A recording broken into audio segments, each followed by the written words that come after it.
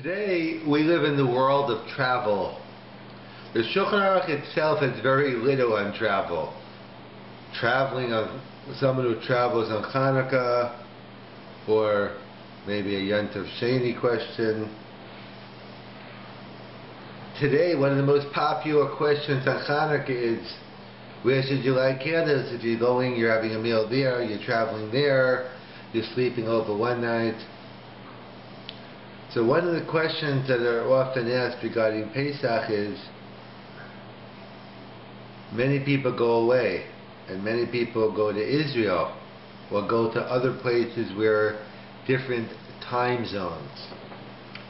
And the question is, we all know there's a biblical prohibition to own chametz. In addition to the prohibition of eating chametz on Pesach, there's a biblical prohibition of owning chametz, bal yira'eh ubal yimatzeh. And in fact, the Ran points out, normally when we have a gzeira, a rabbinic decree, it's usually a rabbinic decree, like the Mishnah tells us in Pirkei Avos, to make a harchaka for the avera. That the Torah says one thing to the rabbi, you know what, make sure you don't do it wrong. Don't eat chicken and milk, because you might lead to meat and milk, or whatever the gzeira might be. However, by Pesach, it's one of the unique cases, not the only case. Rabbi Yosef Enkel lists some other cases, but it's one of the cases where you have a biblical siag, a biblical fence, that someone will point out the reason why they say you can't own chametz, the reason why the Torah says you can't own chametz on Pesach is because you might come to eat chametz, since the severity of the prohibition of eating chametz on Pesach. And the Rabbi Yosef Engel gives other examples where we find a biblical siag, let's say Tosefes Shabbos. We know there's a mitzvah bringing in Shabbos early.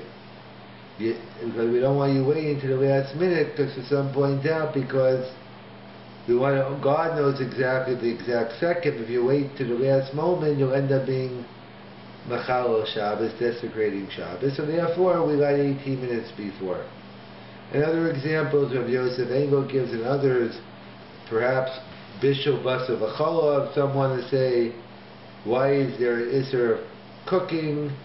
It's really the main prohibition is eating milk and meat together, but therefore we tell you not to cook it, you certainly won't come to eat it. So it's not unique, but it's one of the few cases here by Pesach that the Torah itself makes a fence around it. It's prohibited to own chametz, is what you might come to eat it.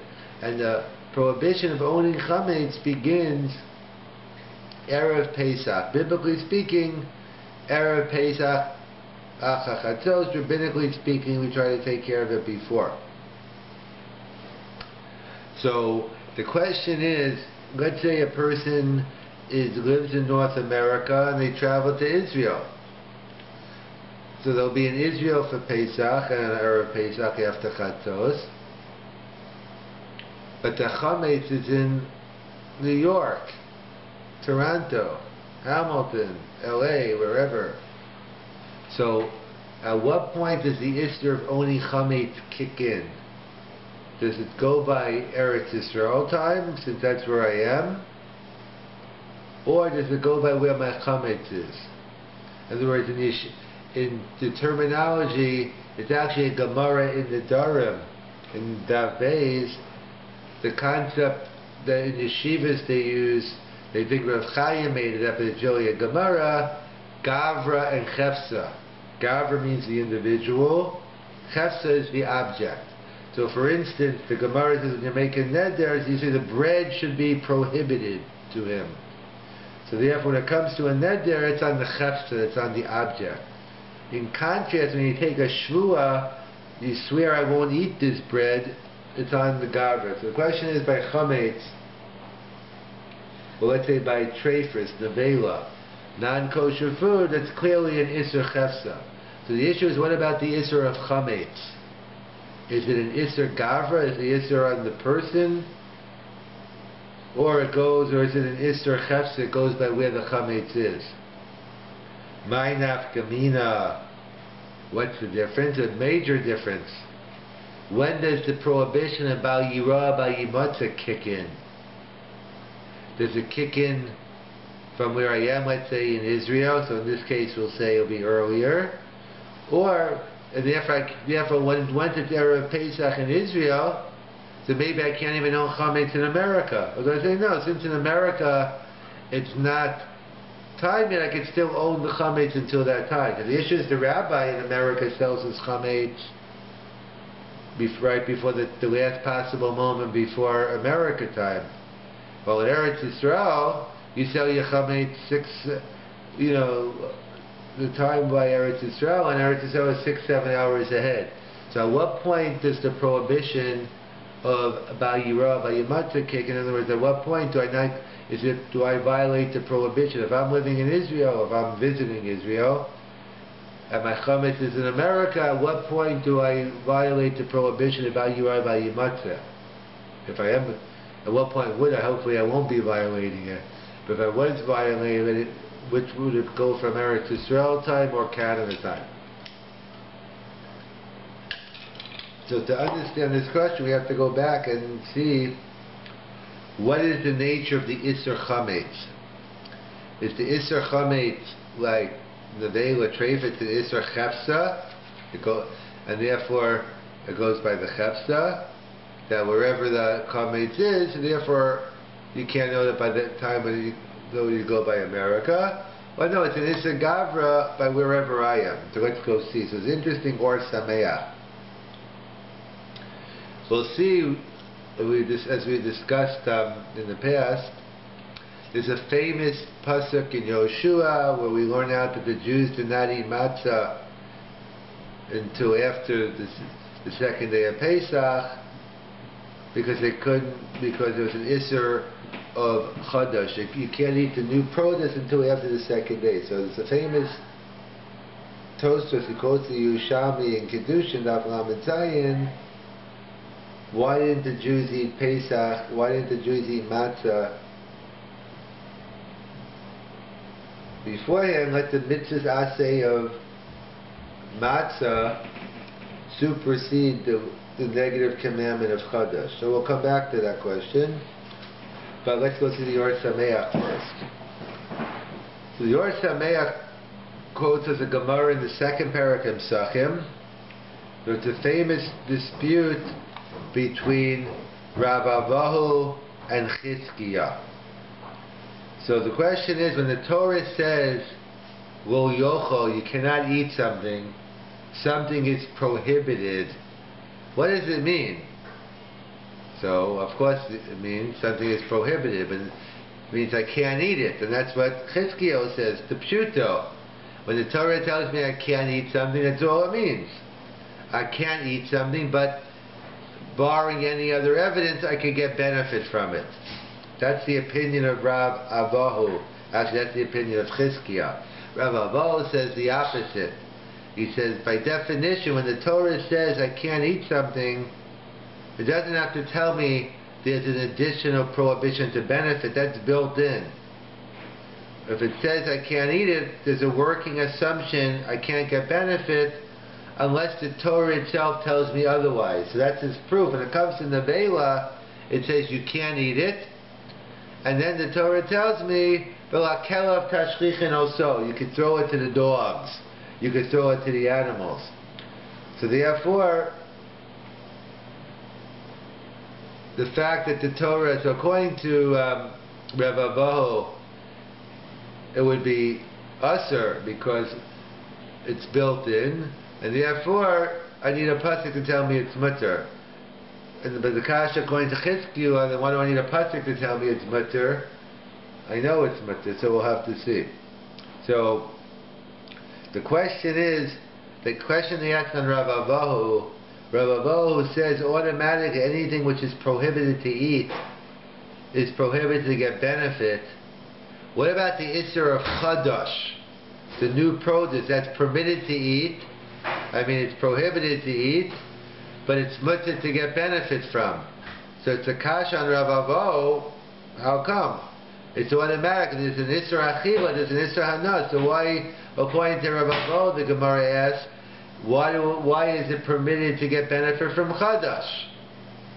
So the Bavli answers, good kasha, it's based on Gzeiras HaKosuv, a divine decree, a special pasuk, Uksirtzechem, that they learn out, and it's your crop to benefit from. So a special pasuk in the Chumash telling me it's your crop to benefit from it, and hence that's why it's an exception to the rule. So according to the Bavli, it's based on the special pasuk Uksirtzechem. The Yerushalmi asked the same question. According to Rav Avahu, why is Chadash different, that it's mutabahana? So the Yerushalmi gets a totally different answer than the Bavli. The Yerushalmi says, you know why? Because Chadash is only a temporary issue. It's only usher for a certain amount of time. After that time it becomes permitted. So since it's only, when does Rav Avahu say the rule? When something's always usher, when it's trade, something is inherently usher and it's usher all the time. So then it's built in. When there's an Isser Achila, there's an Isser Hana. But since Chadash is only a temporary Isser, there's only an Isser Achila and not an Isser Hana. So it's a fundamental Machokas Yerushalmi and Bavli. What is the nature of the Isser of Chadash? According to the Yerushalmi, it's a temporary Isser, and therefore some want to say it's an Isser Gavra. This is a point of contention, but some say that any temporary Isser is an Isser Gavra. And therefore the Yerushalmi holds the Isser of Chadash is only an Isser Gavra, while the Bavli holds based on the Gzeiras HaKosuv, and therefore it's an Isser Chefsa. Really it should be Isser, except that there's a special pasuk. So it comes out a Machokas Yerushalmi Bavli, where the Isser of Chadash is an Isser Gavra or an Isser Chefsa. And now we understand. We said the Yerushalmi asked the question, let the assay of matzah beat out the prohibition, the negative commandment of Chadash. So, Tosfos comes up from the Yerushalmi with a couple of answers. Either you're right, but normally you apply asay dochalos asay, but here matzah is an asay kodem hadibor. It happened before Sinai, Chadash is after. Or the second answer, Gzeiras Ksayis Rishon up to Ksayis Sheni. You're right.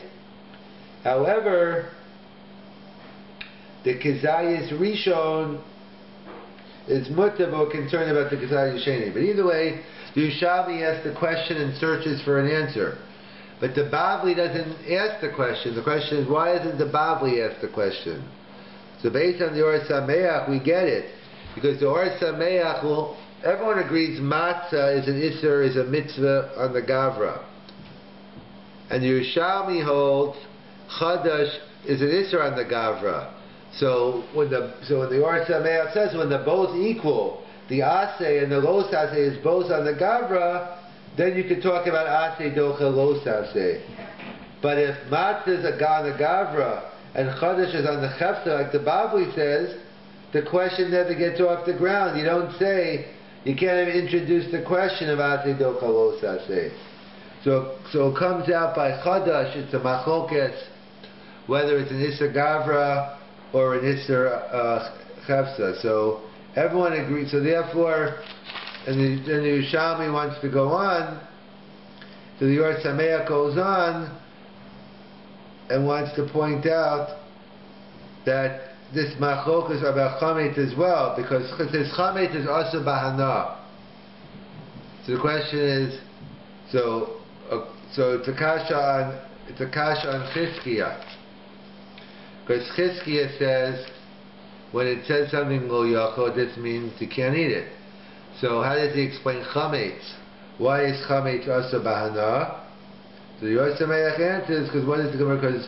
Because zman chametz kavle, because chametz also is only a time limited mitzvah or isser. It only applies over Pesach. So according to the Or Sameach, according to the Yerushalmi, chametz is an isser gavra. According to the Bavli, it's an Isser Chefsa. And usually Paskin, like the Bavli, over the Yerushalmi. So L'maisa we are machmir in both directions. It seems to be an Isser Machloket, Bavli and Yerushalmi, whether Chametz is an Isser Gavra or an Isser Chefsa. So therefore, well, L'maisa we're machmir that we try to go either you sell your Chametz in Israel, or or in America, you make sure you sign a special shtar that the rabbi here should sell it earlier. And therefore, you want to make sure not only, even though you're in Israel, but you want to make sure as well that that your chametz is sold, just in case it's an Isser Chefsa, that you can't own the chametz, and therefore. And similarly, the reverse. If you live in Israel and you come to America, that would be the issue in terms of the whole question of the time zone. So l'maisa l'machmir, when we try to go, we go l'chumra in both directions.